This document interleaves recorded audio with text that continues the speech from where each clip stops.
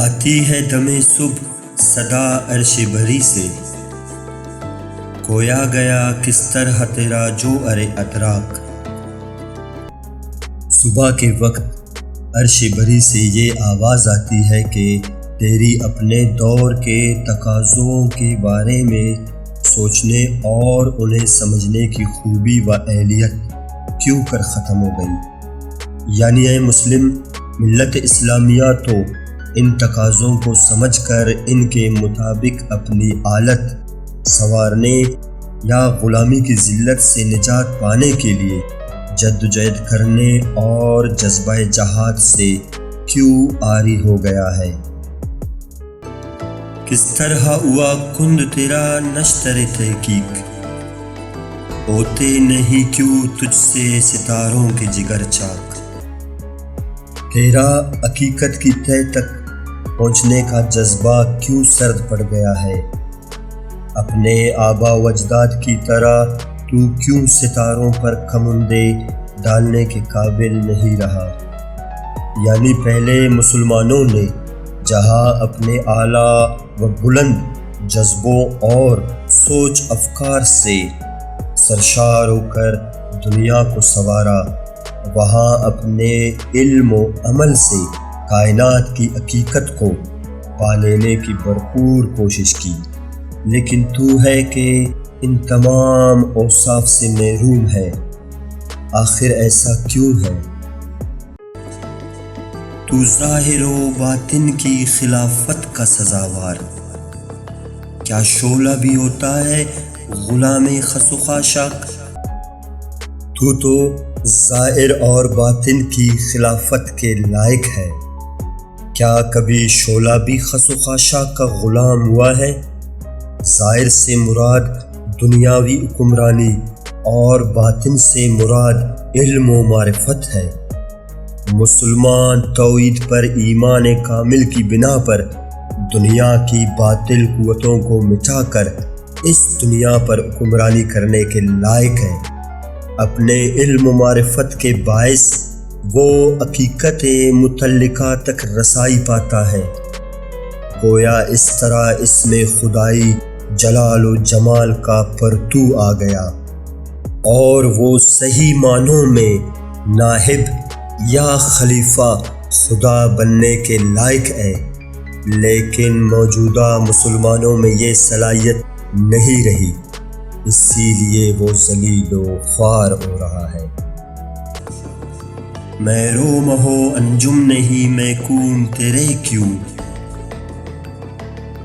تیری نگاہوں سے لرزتے نہیں افلاک۔ یہ سورج، یہ چاند اور ستارے آج کیوں تیرے حکم کے ماتحت نہیں ہے؟ آج کیوں تیری نگاہوں سے افلاک پر کپ کپی طاری نہیں ہوتی؟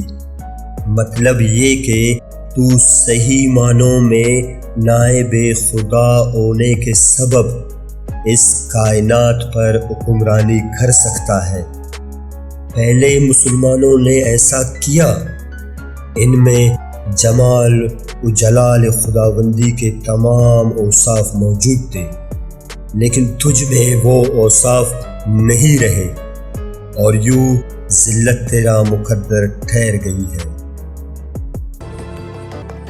اب تک ہے روا گرچہ لہو تیری رگوں میں، نہ گرمی افکار نہ اندیشہ ہے بے باک۔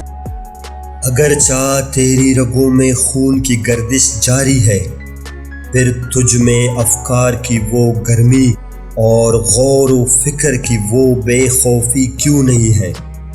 یعنی ظاہر تو زندہ ہے، لیکن تجھ میں وہ پہلی سی جرأت کردار، جذبوں کی تپش اور بلندی احساسات و خیالات نہیں رہی۔ روشن تو وہ ہوتی ہے جہاں بھی نہیں ہوتی، جس آنکھ کے پردوں میں نہیں ہے نگاہ پاک۔ جو آنکھ نگاہ پاک سے محروم ہوتی ہے وہ بظاہر تو روشن ہوتی ہے، یعنی دیکھ سکتی ہے، لیکن وہ جہاں بھی نہیں ہوتی مطلب یہ کہ جو آنکھ عشق خداوندی معرفت حقیقی سے سرشار نہ ہو، اس میں یہ اہلیت نہیں ہوتی کہ وہ وقت کے تقاضوں اور امور و وسائل دنیوی سے کمائی کا آگاہ ہو۔ یعنی ایسا انسان جہاں بھی نہیں ہو سکتا جو نگاہ پاک کا عامل نہ ہو، وہ وقت کے تقاضوں اور مسائل کا حل ڈھونڈنے سے قاصر رہتا ہے۔ باقی نہ رہی تیری وہ آہینہ ضمیری، اے کشتہ سلطانی و ملائیو و پیری۔ تو جو ملوکیت، ملائیت اور پیری کا مارا ہوا ہے، تجھ میں وہ پہلی سی روشن ضمیری نہ رہی۔ مطلب یہ کہ ان تین اداروں یعنی ملوکیت، نام نہاد و جاہل ملاؤں اور شبدہ باز و فریب کار پیروں مرشدوں نے لوگوں کی جہالت سے فائدہ اٹھا کر انہیں غلط راستے پر ڈالا اور یوں اسلام کو بے حد نقصان پہنچایا۔